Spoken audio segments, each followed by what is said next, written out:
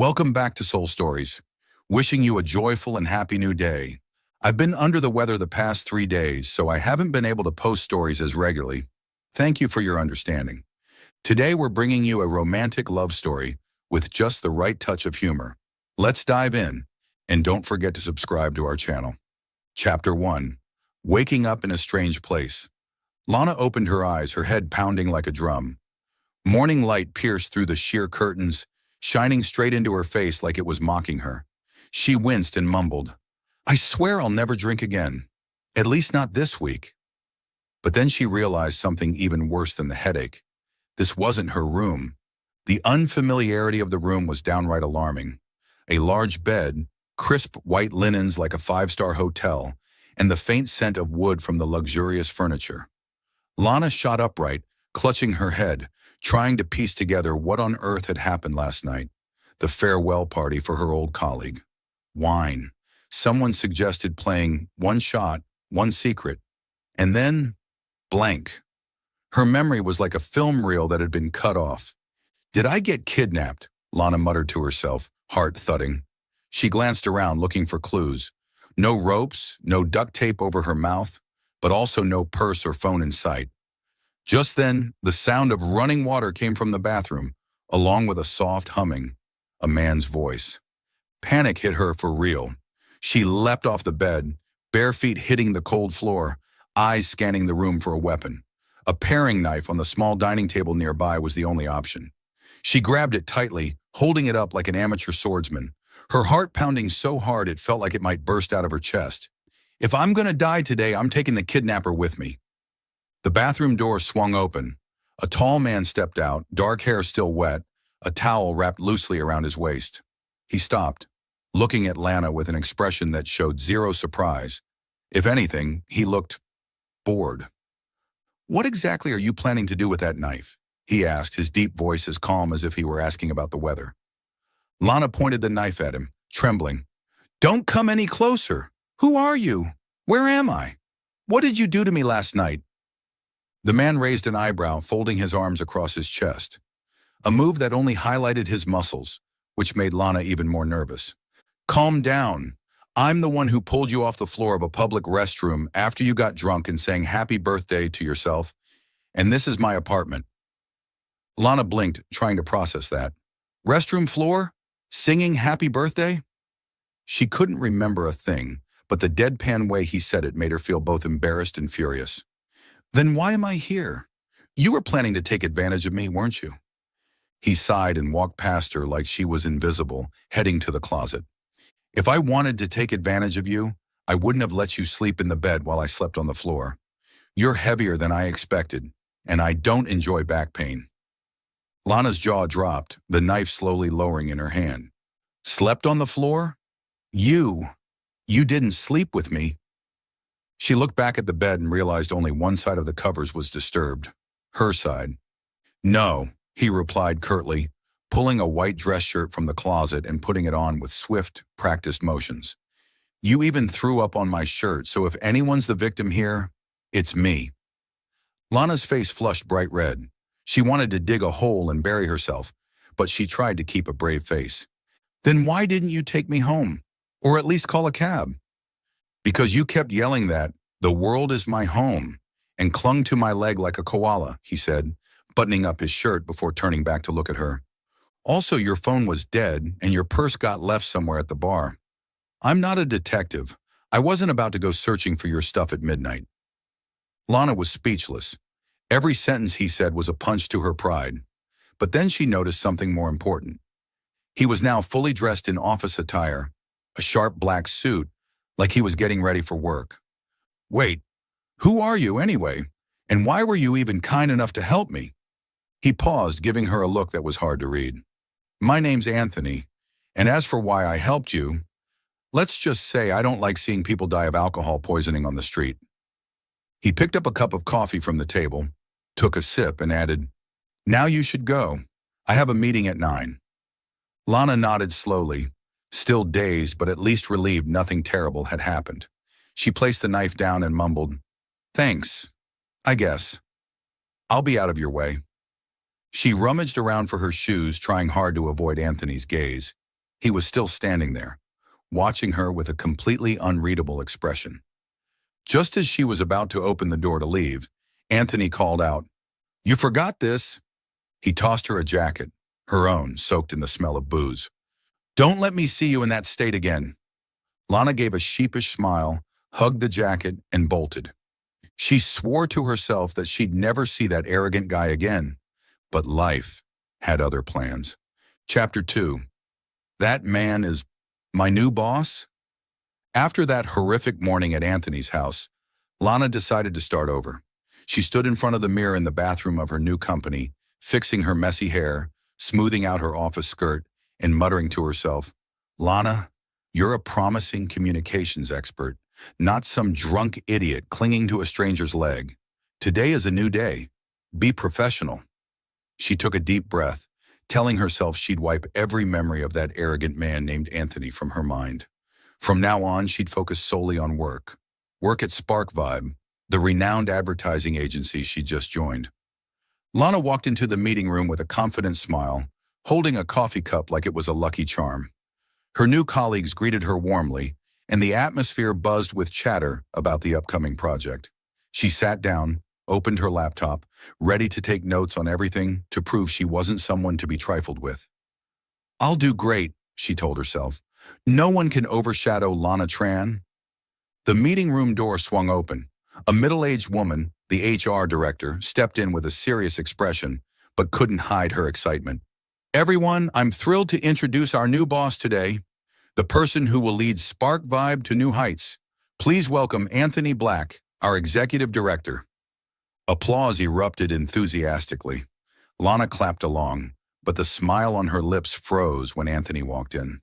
He wore a perfectly tailored black suit, his hair neatly combed, his sharp, cold gaze sweeping the room like a general inspecting troops. That's right. It was him, the man who, just this morning, stood in his kitchen with a coffee cup, mocking her mercilessly. Lana nearly dropped her coffee. Her heart pounded, her face burning as if someone had splashed her with boiling water. "No way," she mumbled, her trembling hands setting the cup on the table. Anthony Black, the man who'd seen her at her absolute worst, was now her boss. Her life was officially over. Anthony stopped in front of the meeting table and began a short but commanding speech. "I want Spark Vibe to be more than just an advertising company. I want it to be a trendsetter. I expect everyone to work with discipline, focus, and maximum efficiency. There's no room for sloppiness here." His voice was deep, cold, devoid of emotion, exactly the type of person Lana hated most in the world.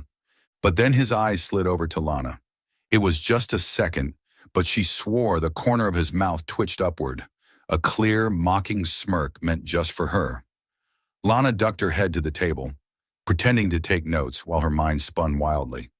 "He knows me. I'm done for. He's definitely going to use last night to crush my career." The meeting shifted to team introductions. When it was Lana's turn, she stood up, trying to keep her voice steady. "I'm Lana Tran, creative specialist.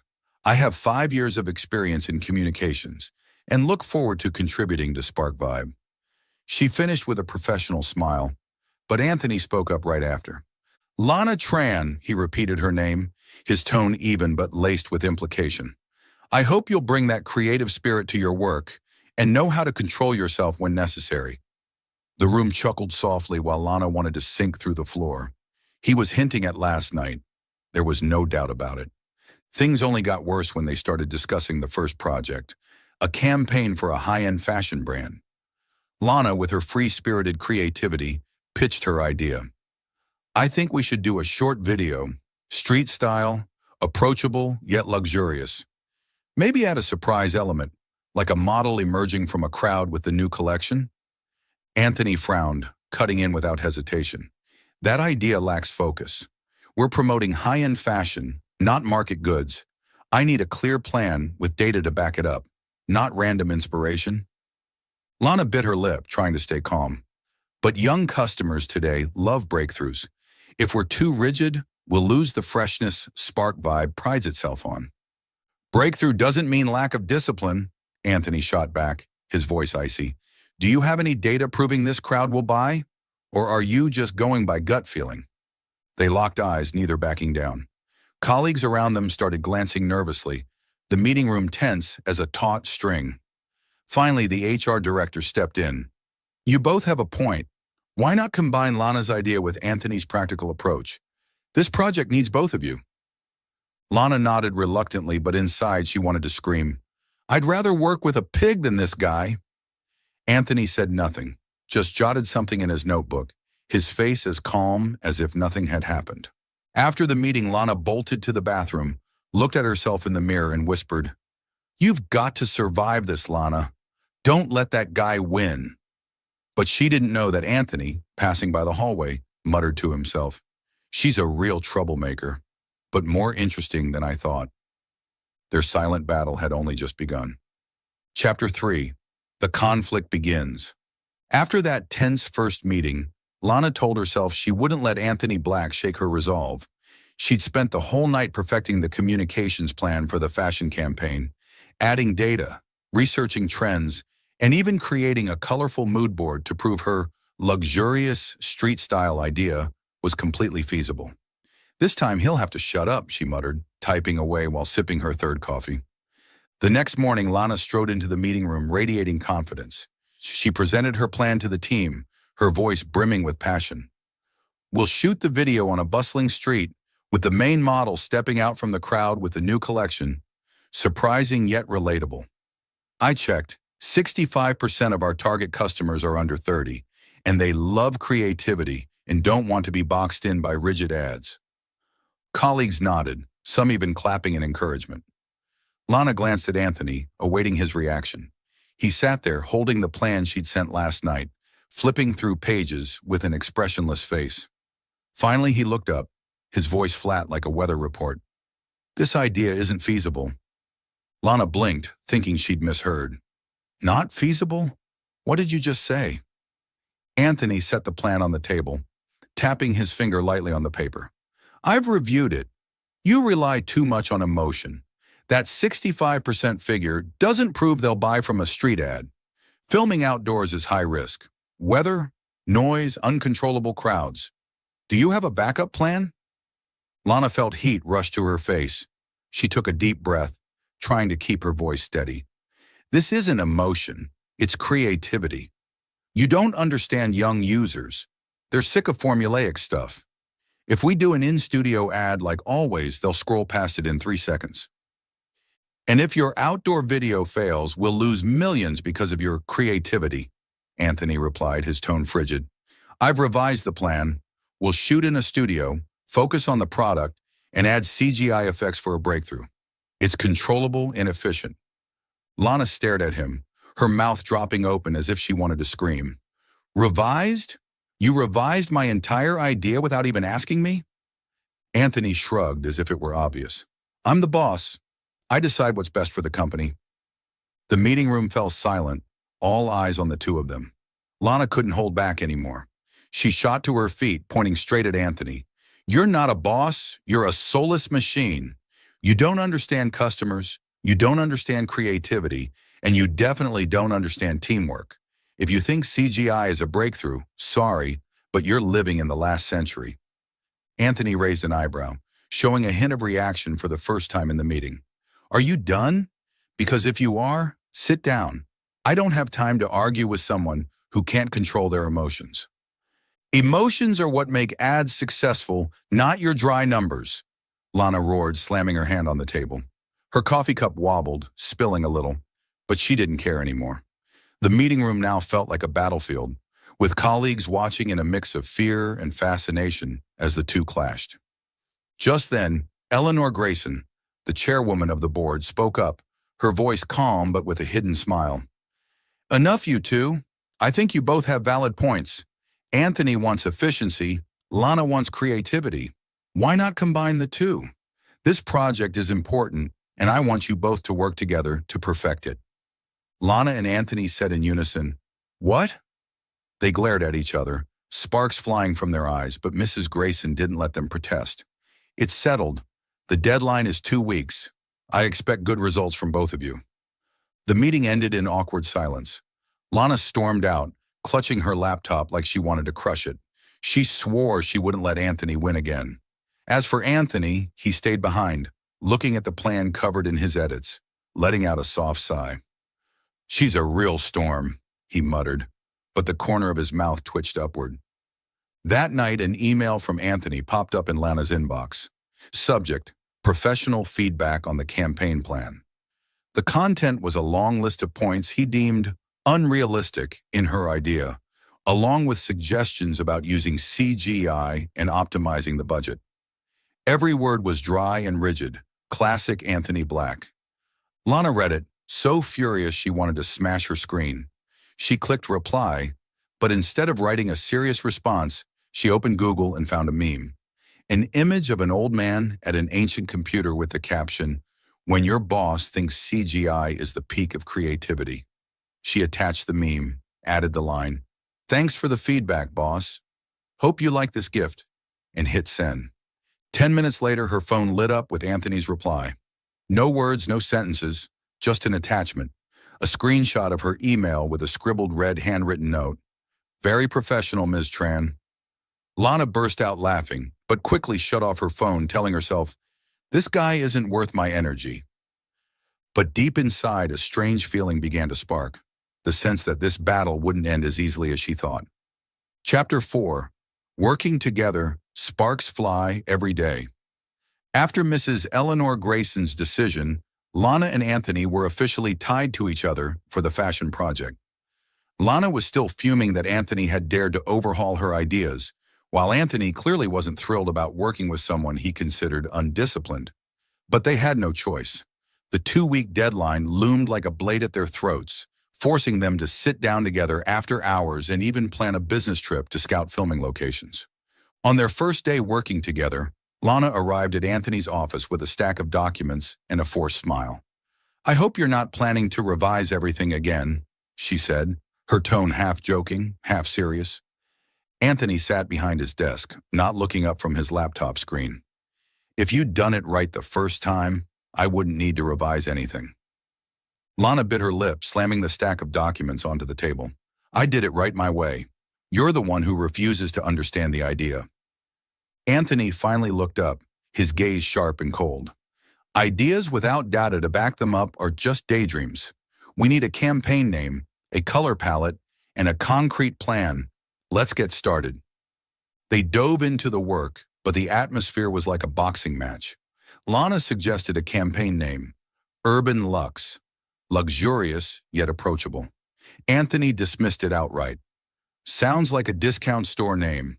I want something stronger, like Elevate." Lana shot back. "Elevate sounds like an elevator ad. Urban Luxe fits the trend." The argument dragged on to the color palette. Lana picked bold red and metallic gold for a striking effect. Anthony shook his head. "Too flashy. Navy blue and silver would be more refined." Lana snapped. "Refined to the point of boring, you mean? Young customers don't want to fall asleep watching an ad." The peak came at lunchtime. Lana suggested hitting a nearby taco place because it was tasty and quick. Anthony wrinkled his nose. "I don't eat greasy food. There's an Italian restaurant 2 blocks away. Cleaner." Lana rolled her eyes. "Do you have OCD or something? Tacos aren't dirty." In the end, they didn't go anywhere, each ordering food through an app and eating in tense silence. A few days later, they had to go on a business trip to a small town to scout an outdoor filming location. Lana's original idea that Anthony had reluctantly agreed to test. The trip kicked off with an argument right in the rental car. Lana held her phone, opening the GPS. "Turn left at this intersection. I know the way," she said, her voice confident. Anthony glanced over, frowning. "My GPS says turn right. Check yours again." "Mine's right," Lana snapped. "You always think you're correct about everything." "And you always trust your gut over technology," Anthony replied, his tone sarcastic. They fought over the GPS until neither would budge, resulting in the car veering onto a bumpy dirt road full of potholes, miles away from the town center. Lana's phone died, and Anthony's GPS lost signal. Lana let out a dry laugh. "Brilliant, boss. Now what?" Anthony gripped the steering wheel tightly, clearly suppressing his irritation. "Be quiet and check the trunk for a paper map." A paper map? Lana said, incredulous. Who uses those besides my grandpa? Smart people, Anthony replied curtly, stepping out of the car to grab the map. But the trunk was empty. They sat back down, staring at each other in silence, surrounded by desolate fields and the chirping of crickets.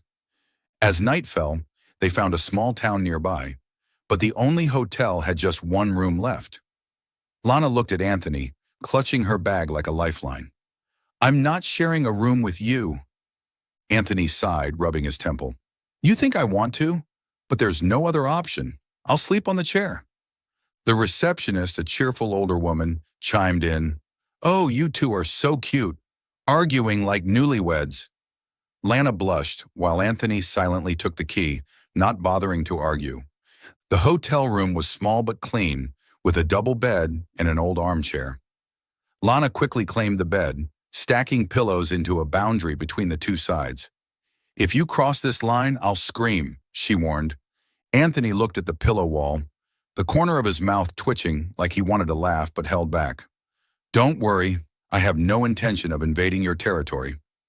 He sat in the chair, opened his laptop to keep working, the screen's light casting shadows on his stern face. Lana lay on the bed, tossing and turning, unable to sleep. She glanced at Anthony, seeing him nodding off in the chair, his neck bent awkwardly in a way that looked painfully uncomfortable. As much as she disliked him, she had to admit he seemed kind of pitiful. Hey, she called softly, that chair's too hard. Come sleep on the bed, but keep your distance.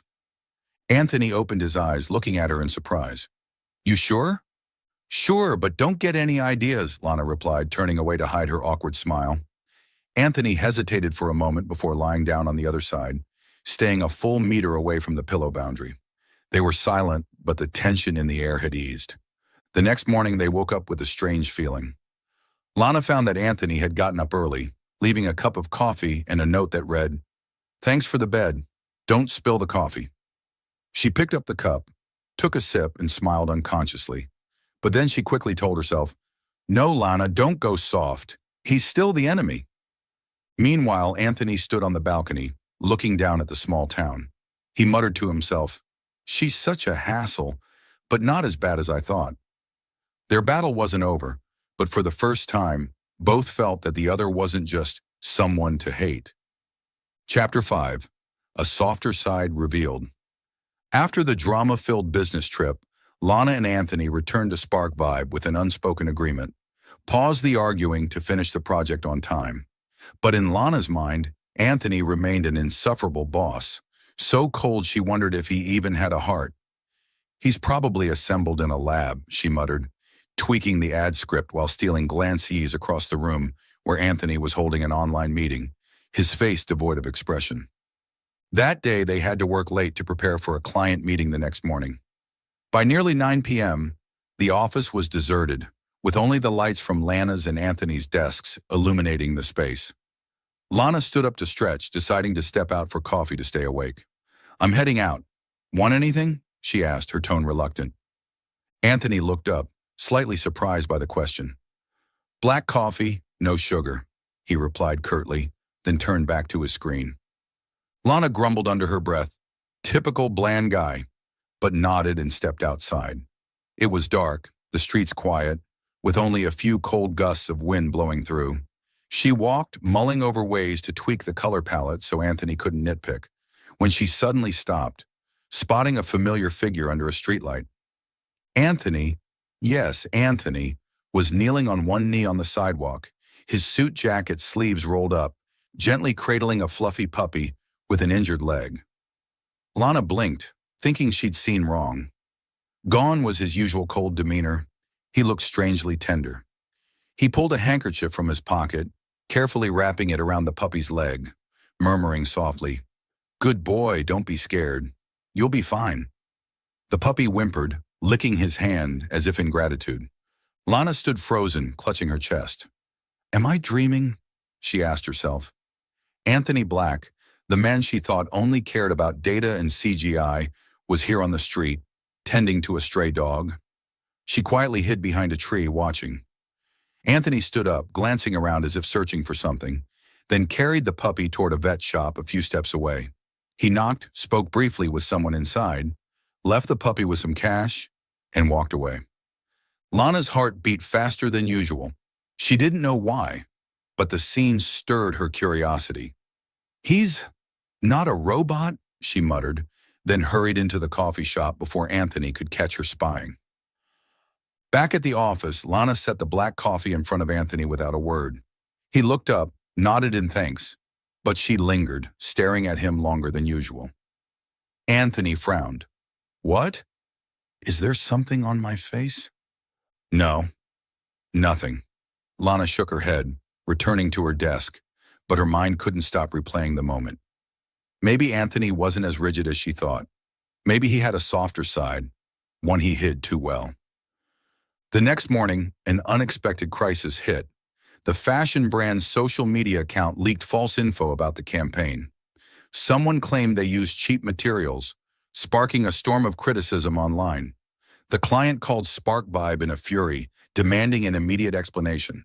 Anthony quickly gathered the team, his voice tense but composed. "We need a press release and a response strategy within 3 hours. Anyone have ideas?" Colleagues hesitated, but Lana stood up, phone in hand. "I'll handle it. I've dealt with something like this at my old job." Without waiting for Anthony's approval, she sprang into action, contacting the client's PR team, drafting a concise yet heartfelt social media post, and suggesting a behind-the-scenes video to prove the product's quality.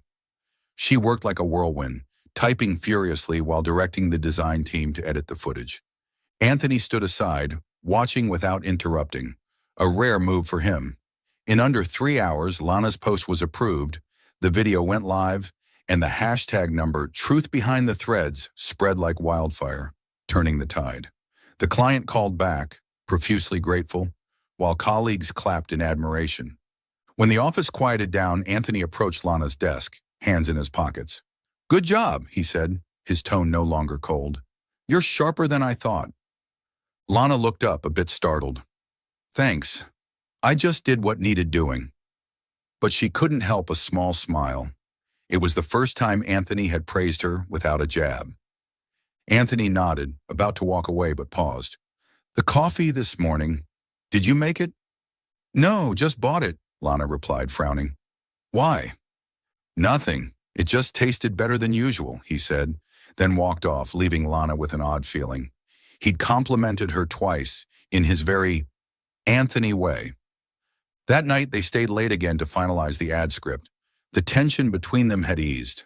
Lana glanced at Anthony, seeing him type with focus, his eyes no longer sharp and cold. She thought of the puppy, of how gentle he'd been, and wondered, who is he really? Meanwhile, Anthony snuck a glance at Lana. He couldn't deny her talent today, how she'd handled the crisis swiftly, confidently, without hesitation. He'd always seen her as overly emotional, but now he realized she might be more reliable than he'd assumed. His gaze lingered on her longer than usual, until Lana turned, catching him looking.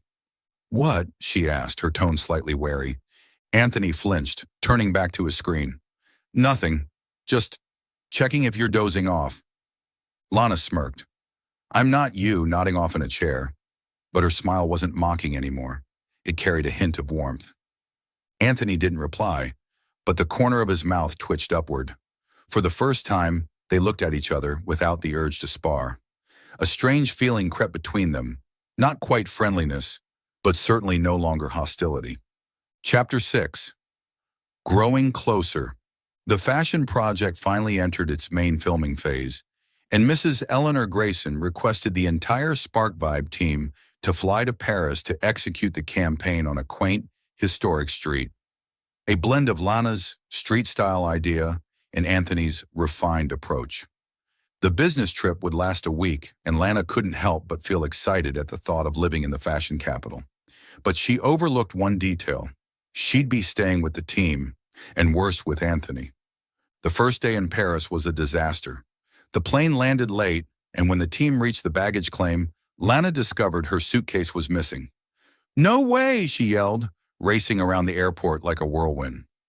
Anthony stood off to the side, holding his own suitcase, watching her with a mix of boredom and amusement. "You lost your stuff again?" he asked, his tone flat. Lana spun around, panting. Don't just stand there mocking me. My suitcase has all my personal stuff, my camera, and the backup color palette. Anthony shrugged. I told you to double-check before boarding. You... Lana started to argue, but an airport staff member interrupted, informing her that her suitcase had been mistakenly sent to London and would take 2 days to arrive. She clutched her head, groaning, I knew it. Nothing ever goes smoothly with you around. Anthony didn't respond, silently dragging his suitcase to the car, but Lana noticed him making a call, saying something about sending more stuff urgently. She frowned but didn't ask further. The Paris hotel was smaller than they'd expected, and the team had to share rooms to save costs. Lana bunked with a female colleague, while Anthony stayed in the room across the hall with 2 other team members. The air between them remained tense, at least on the surface. The first day of filming went smoothly, but by the 3rd day, Anthony showed odd signs. He coughed through the meeting, his face pale, yet he kept working as if nothing was wrong. Lana glanced over, annoyed. What's wrong with you? Don't tell me you're sick. I don't want the whole team catching it. I'm fine, Anthony replied, his voice hoarse, then turned back to the script. But that evening, as the team ate dinner at a small bistro, Anthony suddenly slumped onto the table, his forehead burning hot. Lana panicked, forgetting their usual bickering. You've got a fever! Why didn't you say something sooner? She called the hotel staff for medicine and helped colleagues carry Anthony back to his room. Anthony lay on the bed, eyes closed, breathing heavily. A colleague offered to stay and help, but Lana waved them off. I'll do it. I've taken care of my mom when she had fevers. I know how. She didn't know why she volunteered, but seeing Anthony so weak, she couldn't just walk away. All night, Lana stayed by Anthony's side, changing the damp cloth on his forehead, forcing him to drink water and take medicine.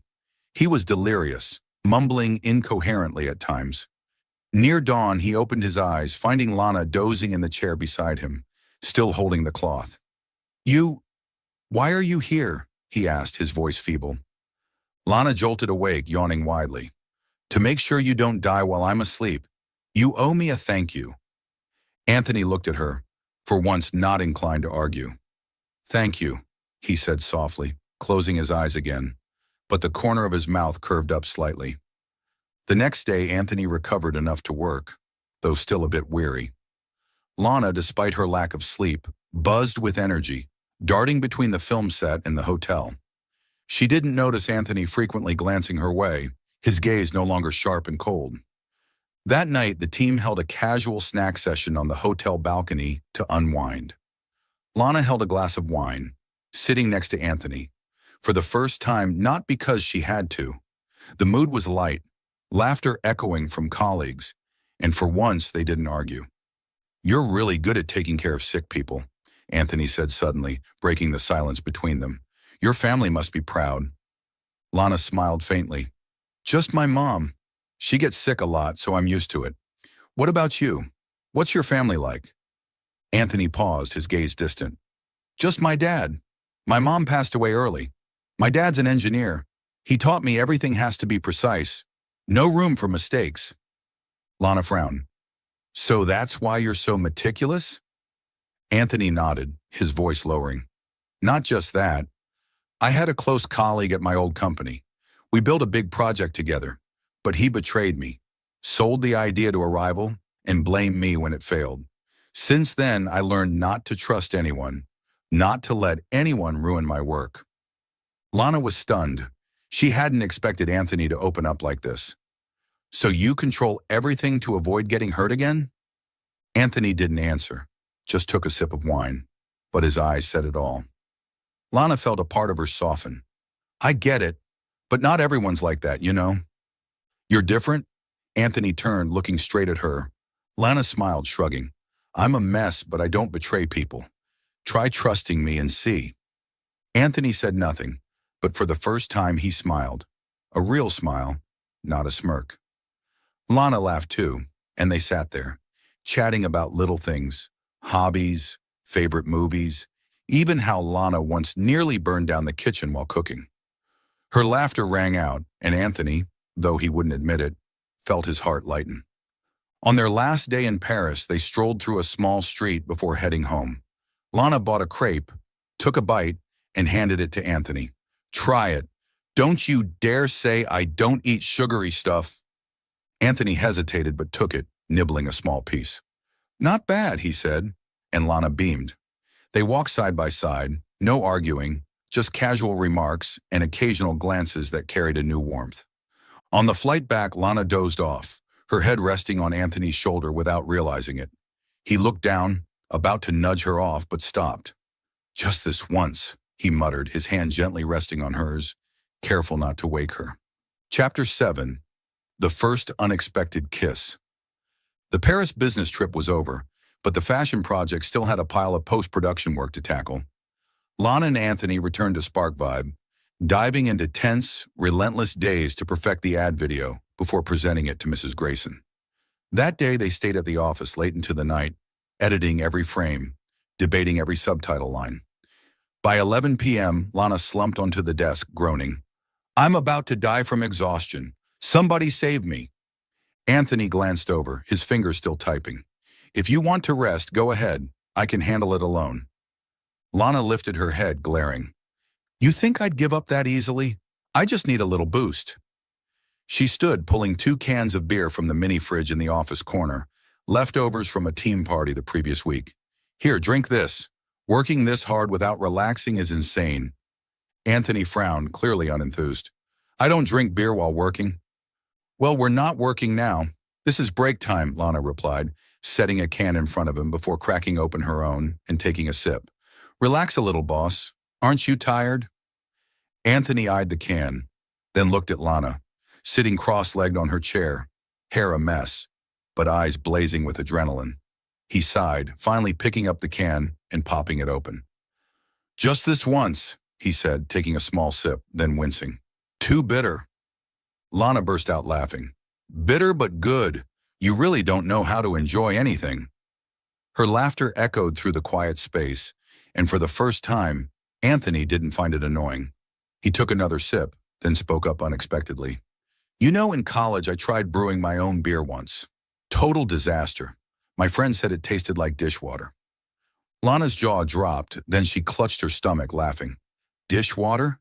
Anthony Black actually failed at something? I thought you were born perfect." Anthony gave a rare, soft smile.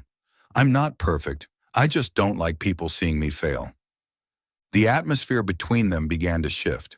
A second can was opened, and they started talking more freely.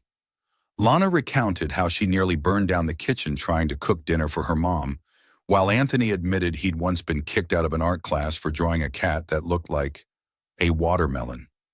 Lana laughed until tears streamed down her face, and Anthony, though trying to stay serious, couldn't hide the spark of amusement in his eyes. They drifted closer without realizing it, empty beer cans rolling on the floor. The office's dim lights cast a soft glow on Lana's face, highlighting her radiant smile. Anthony watched her, his gaze gentler than ever. "You laugh a lot," he said, his voice low and warm. "I'm not used to that." Lana tilted her head, still smiling. "Because you're always so serious. Try laughing more. It'd make you less intimidating." "I'm intimidating?" Anthony asked, his tone slightly surprised. "Yeah, very," Lana replied, but then softened her voice. "But not so much now. I think you're kind of likable, in a weird way." Anthony went quiet, staring into her eyes. The space between them shrank to mere centimeters. The room was still, filled only with their gentle breathing. Then, as if swept up by an uncontrollable emotion, Anthony leaned down, pressing a soft kiss to Lana's lips. It wasn't a bold or passionate kiss, but tender, almost hesitant, as if he feared breaking something fragile. Lana froze, eyes wide. The kiss lasted only a few seconds, but it was enough to send her heart racing. Anthony pulled back, his face faintly flushed, his eyes showing a rare flicker of confusion. I'm sorry," he said, his voice hoarse. "I don't know what I just did."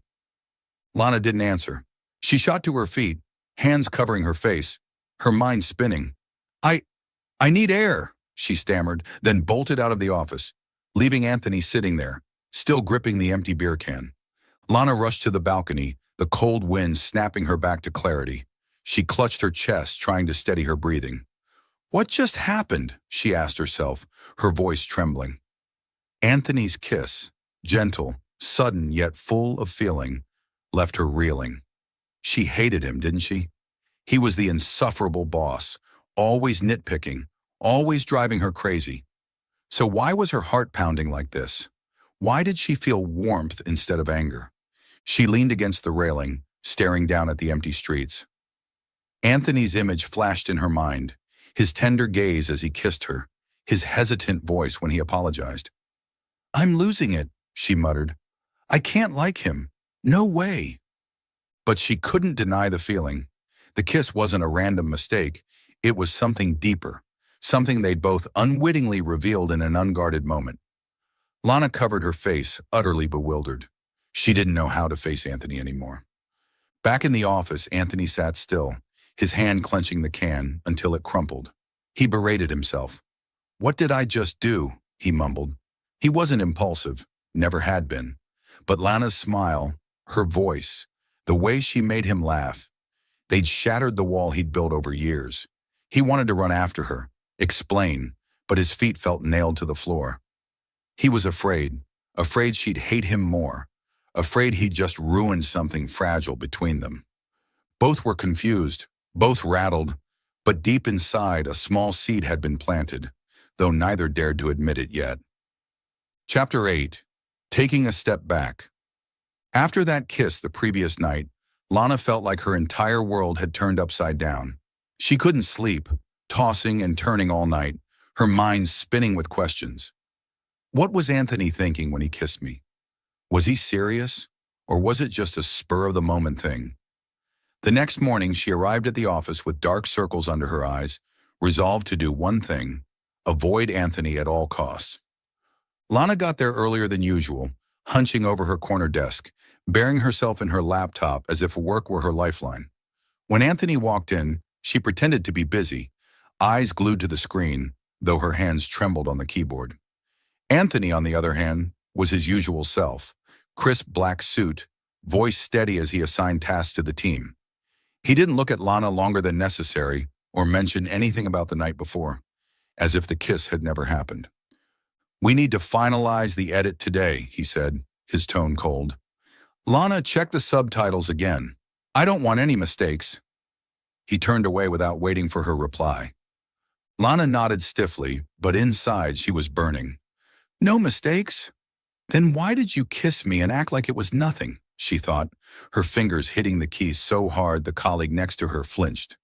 She told herself to focus on work, but every time Anthony's voice drifted from afar, her heart raced uncomfortably. The day passed in awkward silence. Lana dodged every chance to face Anthony. She stayed at her desk during lunch instead of going to the cafeteria, and in team meetings, she sat as far from him as possible. Anthony remained calm, communicating with her through emails instead of in person, his tone as dry as it was the first day they met. It only made Lana more restless. She began to think the kiss was just a game to him, a fleeting impulse he didn't care about. A sense of hurt crept into her, though she tried to deny it. By the end of the day, when the team had left, Lana stayed behind to finish her tasks. She stared at the screen, but her eyes blurred from exhaustion and sadness. "I'm such an idiot," she muttered. "I thought he'd changed, thought he cared about me. Turns out I was just fooling myself." She shut off her computer, cradling her face, trying not to let the tears fall. Meanwhile, Anthony wasn't as composed as Lana assumed. He sat in his private office, peering through the glass at her desk, his hand gripping the pen so tightly that ink leaked onto the paper. The kiss last night wasn't impulsive. It was something he'd held back for too long, erupting when he lost control. But this morning, seeing Lana avoid him, he told himself to step back. She doesn't want this, he thought. I can't let her get hurt. Can't repeat the mistakes of the past. Memories of his past resurfaced. The time he'd opened up to a trusted colleague, only to be betrayed. He feared that if he went further with Lana, he'd fail again, hurting someone he was starting to care about. So he chose distance, not looking at her, not saying anything unnecessary, acting like the rigid boss she once despised. But every time he saw Lana lower her head or avoid his gaze, his chest ached. He wanted to run to her, explain, but reason held him back. Anthony stood, stepping onto the office balcony to breathe. He looked down at the streets, muttering, "What should I do? Keep her away from me, or—" He didn't dare finish the sentence, but the image of Lana's radiant smile from the beer night kept flashing in his mind, making it impossible to stay calm. That evening, Lana decided to go out to clear her head. She stopped by a small bar near the office, ordered a cocktail, and sat quietly in a corner. But the more she drank, the more she thought of Anthony, his eyes when he kissed her, his voice when he apologized. If he wasn't serious, why did he look at me like that? She asked herself, then answered, "I must have imagined it. He's Anthony Black, cold and emotionless." Just then, she jolted when Anthony walked into the bar. Not to find her, but by chance after work. He wore a simple shirt, holding a glass of whiskey, sitting a few tables away without noticing her. Lana quickly turned away, her heart pounding. She wanted to leave, but her feet felt rooted to the spot. Anthony sat there, his gaze distant. He took a sip of whiskey, muttering to himself, "I'm really no good at this." He thought of Lana, how she'd cared for him when he was sick, how she'd laughed at his old stories. He wanted to tell her the kiss wasn't a joke, that he feared losing her if he went too far. But he didn't know where to start. From her hidden corner, Lana watched him out of the corner of her eye. She saw him rub his forehead, his demeanor no longer cold as usual. A fleeting softness made her want to approach, but she shook her head. "No, Lana, don't hurt yourself more." She stood, slipping out of the bar before Anthony could spot her. On her way home, Lana walked in the cold wind, her heart heavy. She was sad, thinking Anthony didn't care, but deep down, she still hoped he felt something real. Meanwhile, as Anthony left the bar, he caught a glimpse of Lana's figure disappearing around a street corner. He stopped, his hand tightening on the glass, his mind torn. "What should I do?" he asked himself again, but there was no answer. Both stepped back, but the distance didn't make them forget. It only made them realize something was growing in their hearts. Chapter 9. The Incident and the Truth. The fashion project was finally complete, and the ad video was sent to Mrs. Grayson, receiving positive feedback. Lana breathed a sigh of relief, thinking she could take a break after the stressful days. But she didn't expect another storm was brewing, not from work, but from the whispers within Spark Vibe itself. That morning, Lana walked into the office in a light mood, holding her favorite coffee cup. But she quickly noticed the strange atmosphere. Colleagues glanced at her and looked away. Some whispered among themselves, others snickered. She frowned, sat at her desk, and was about to ask when a close colleague, Sarah, pulled her to a secluded corner. "Lana, have you heard the rumor?" Sarah whispered, her eyes darting nervously. "What rumor?" Lana asked, her voice skeptical. Sarah sighed, pulling out her phone and opening an internal company chat group. Lana skimmed it, and her face paled. Someone had spread a rumor that she'd been promoted to creative team lead, not because of her talent, but because she leaned on Anthony. The rumor even added a stinging detail. They got close during the Paris trip. Who didn't see her clinging to the boss? Lana felt heat rush to her face, her hands trembling as she held the phone. "Who dares say this?" she growled. "I worked myself to exhaustion on this project, not to be slandered like this." Sarah patted her shoulder, comforting her. "I know you're not that kind of person, but the rumor's spreading fast. Everyone's talking about it now." Lana returned to her desk, trying to stay calm, but all morning she felt the piercing stares. One colleague brazenly spoke loudly as she passed by. "Some people just need to smile at the boss and they're set. No effort required like the rest of us." Lana clenched her fists, wanting to retort, but she held back, not wanting to escalate things. What hurt her most was Anthony. He sat in the meeting room all morning, silent, doing nothing to quash the rumor. Lana watched him through the glass, her heart sinking. "You know about this and say nothing?" she thought. "You're letting me face it alone just because you don't want to get involved?" The kiss that night, the close moments in Paris, all of it now felt like a joke in her eyes. She turned away, eyes stinging, telling herself, "I was such a fool to trust him." By noon, the rumor had spread further, even popping up on an anonymous internal forum. Lana sat in the cafeteria, hearing the murmurs around her. "She's good, all right. Good at sucking up to the boss," a voice rang out from a nearby table. Lana shot to her feet, abandoning her untouched tray, and ran to the bathroom. She locked the door, sank to the floor, and hugged her face. "I don't deserve this," she muttered, tears rolling down.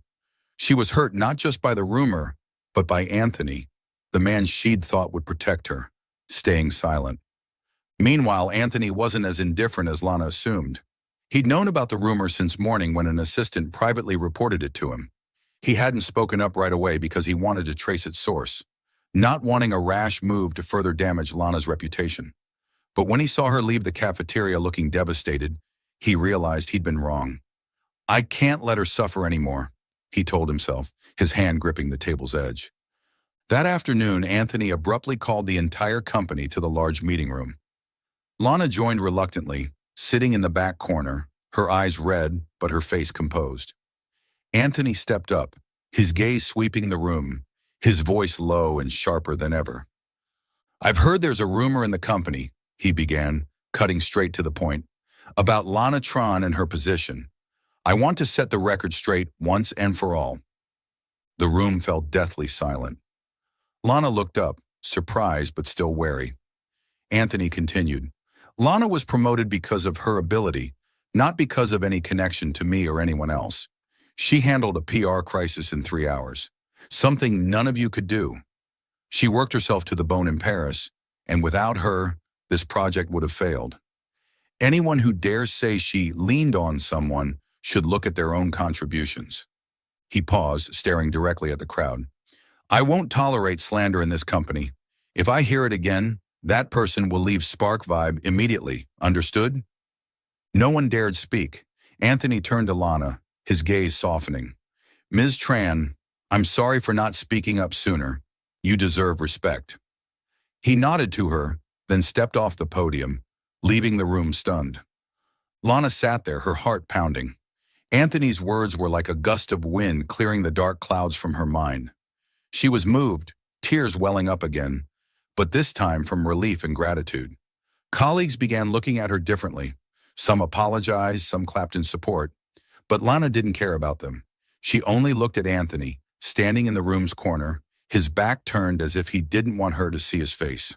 That night, Lana stayed late at the office, sitting at her empty desk. She thought about Anthony's words, how he'd stood up for her. She knew he wasn't good at showing emotion, but his actions today proved he cared, not just as a boss, but more. Still, she was afraid. The kiss, the rumor, all of it left her confused. Should I trust him again? She wondered, doodling absent-mindedly on paper. Anthony in his private office was restless too. He blamed himself for letting Lana hurt so long before acting. He wanted to approach her, tell her he hadn't stayed silent out of apathy, but because he feared making another mistake. But he didn't dare. He looked through the glass, seeing Lana sitting there, and his heart grew heavy. Both were touched. Both wanted to move forward. But the wounds in Lana's heart and Anthony's caution held them back. The distance remained, but this time it wasn't as cold as before. Chapter 10. An Apology and a Confession. After the meeting that crushed the rumors, Lana returned to work with an outward calm, but inside she was a mess. Anthony's words in the meeting room echoed in her mind. He'd defended her, acknowledged her, but she didn't know what that meant to him beyond being her boss. She wanted to ask, to understand, but every time she saw him through the glass of his office, she hesitated. "I can't keep going in circles like this," she told herself, resolving to maintain some distance for a while longer. Anthony, on the other hand, couldn't bear the silence anymore. He realized that keeping his distance didn't protect Lana. It only hurt them both. He'd been wrong not to speak up sooner about the rumors, wrong to leave her alone to face the unexpected kiss that night. He watched her from afar, sitting at her desk, biting her lip as she edited documents, and his heart urged him, "I have to do something right now." That evening, when the office had emptied out, Anthony stood at the door of the break room where Lana was making coffee. He took a deep breath and knocked lightly. Lana turned, startled to see him. "Anthony, you..." Need something? She asked, her voice faltering. I need to talk to you, Anthony replied, stepping inside and closing the door. He stood a few steps away, hands in his pockets as if to suppress his tension. This can't wait any longer. Lana gripped her coffee mug tightly, her heart racing. If it's about work, you can just email. It's not about work, Anthony interrupted, his voice low but firm. It's about us. Lana froze, setting the mug on the table, her eyes watching him warily. Us? What do you mean? Anthony stepped closer, his gaze no longer cold but filled with emotion. Lana, I'm sorry. From the first time I met you, that night you were drunk and pointed a fruit knife at me, I knew you were different. You're chaotic, messy, but so real I couldn't ignore it. I tried to keep my distance because I was afraid. Afraid I didn't deserve you. Afraid I'd hurt you like others have hurt me. Lana blinked, unable to believe what she was hearing. You? What are you saying? You were afraid of hurting me? Anthony nodded, his voice growing hoarse. I'm not good at showing emotions. I grew up thinking everything had to be perfect, no mistakes allowed. But with you, I couldn't control myself. That kiss the other night, it wasn't impulsive. I'd wanted to do it for a long time, but I was scared you'd hate me, scared you'd think I wasn't serious. Lana stood still, tears welling up. She remembered all the times he'd been silent, all the times he'd stayed cold, and now she understood. It wasn't indifference, but his inner struggle. Then why didn't you say something sooner? She asked, her voice trembling. You let me think you didn't care. Let me torture myself. I know I was wrong, Anthony replied, stepping closer, his hand trembling as it touched her shoulder.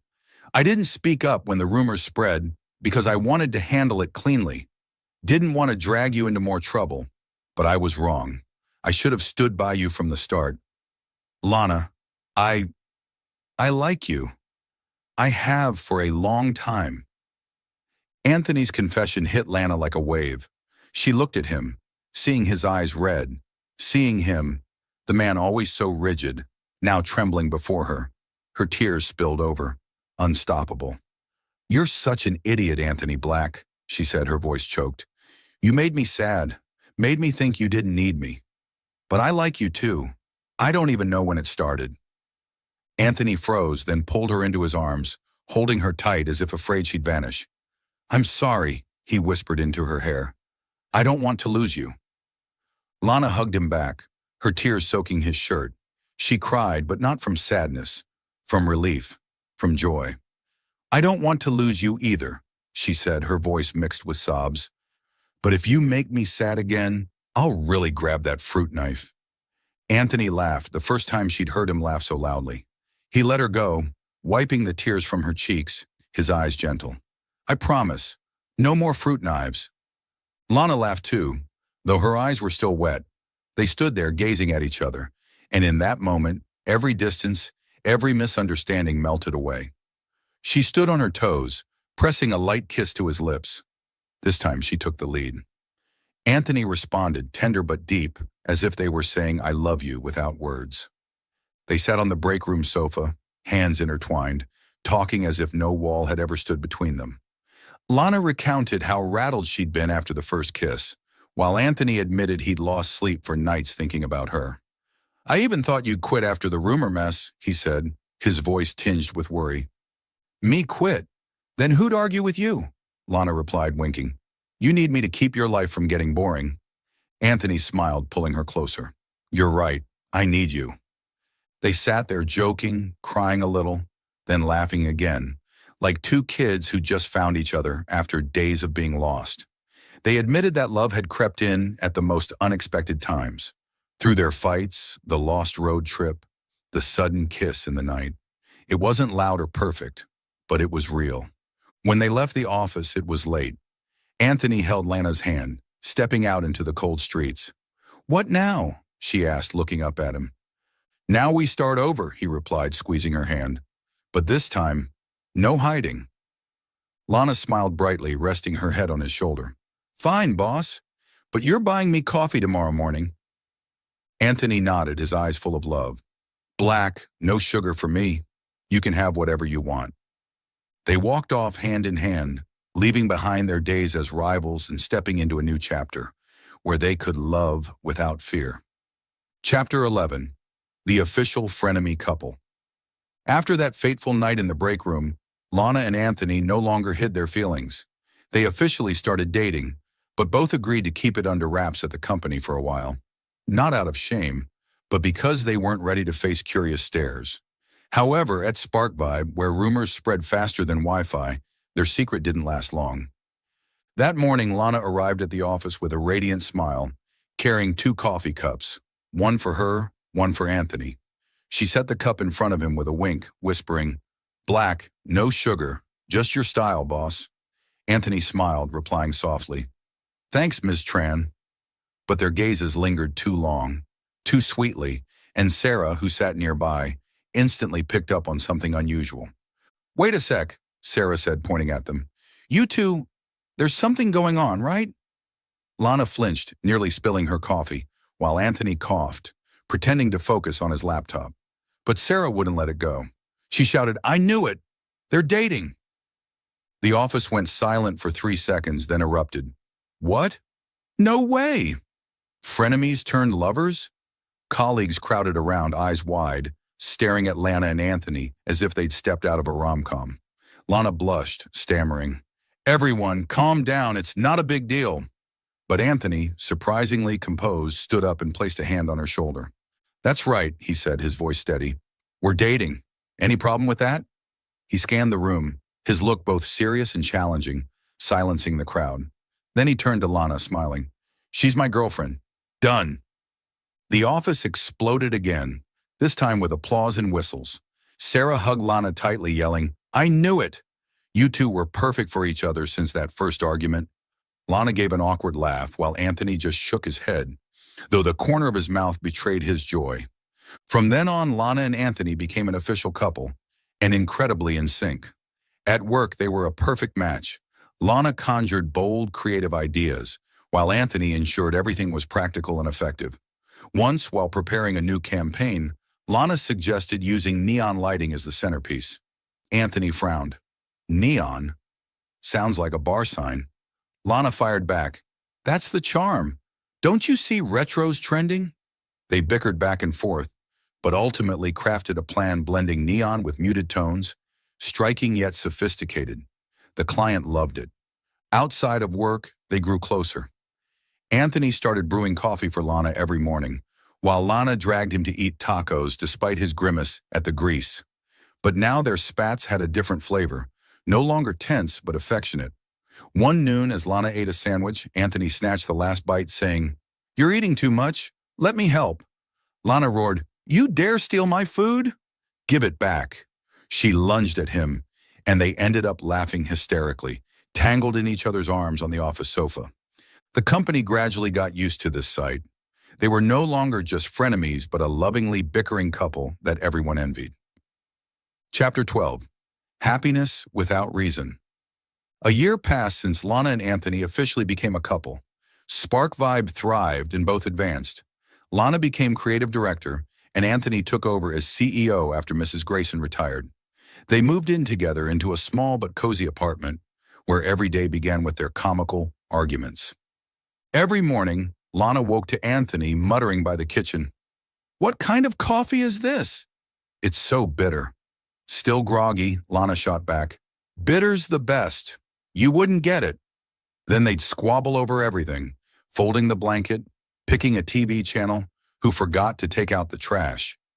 But they never stayed mad for more than 5 minutes.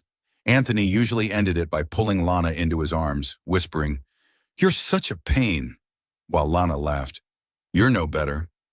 Despite the bickering, they couldn't live without each other. Anthony loved watching Lana sketch on the sofa, while Lana secretly snapped photos of him dozing at his desk. Their life wasn't perfect, but it overflowed with happiness, a happiness that needed no reason, just their presence together. The night before their 1-year anniversary, the Spark Vibe team threw a party to celebrate them. Lana and Anthony drank, danced, and laughed late into the night. But like a fated loop, Lana got drunk again, this time not singing Happy Birthday in a bathroom, but collapsing on the hotel sofa, mumbling, "Anthony, Don't you dare steal my tacos. The next morning, Lana woke with a pounding head, wrapped in a blanket. She winced, muttering, "Did I get so drunk I passed out somewhere again?" But when she opened her eyes, she saw Anthony sitting beside her, holding a glass of water, smiling at her. Morning light streamed through the window, highlighting his warm grin. "Good morning, fiancé," he said, his tone teasing but gentle. Lana blinked, then bolted upright, alarmed. "Fiancé? What are you saying?" She looked at her hand, spotting a shimmering silver ring on her ring finger. Her mind raced, trying to recall the night before. "Wait, did you propose to me last night?" Anthony laughed loudly, pulling her close. "You were so drunk. When I brought you to the room, you kept yelling, 'Anthony Black, you have to marry me.' So I put the ring on to calm you down." He raised his hand, showing a matching ring. "But I'm serious. Do you say yes?" Lana's jaw dropped. Then she threw her arms around him, crying and laughing at once. "Yes, but if you pull this ring trick while I'm drunk again, I'll grab that fruit knife for real next time." Anthony hugged her tighter, whispering, "Knife or tacos, whatever. Just stay with me." They laughed heartily, embracing in the sunlit room. From that fateful night waking up at Anthony's house to this day, when they became each other's forever, it all felt like a funny, sweet dream. Lana leaned into him, whispering, "Good morning, fiancé." And they knew their happiness needed no reason. Just having each other was enough. Thank you for following this heartfelt story of Soul Stories channel. Share your thoughts about the story in the comments below. If you believe that true love can withstand all trials and sometimes begins in the simplest of ways, don't forget to hit the like button and share this story with your friends. To never miss out on touching and meaningful stories, subscribe to our channel and help us spread messages of love and warmth to everyone. Let's cherish the beautiful moments of life and love together.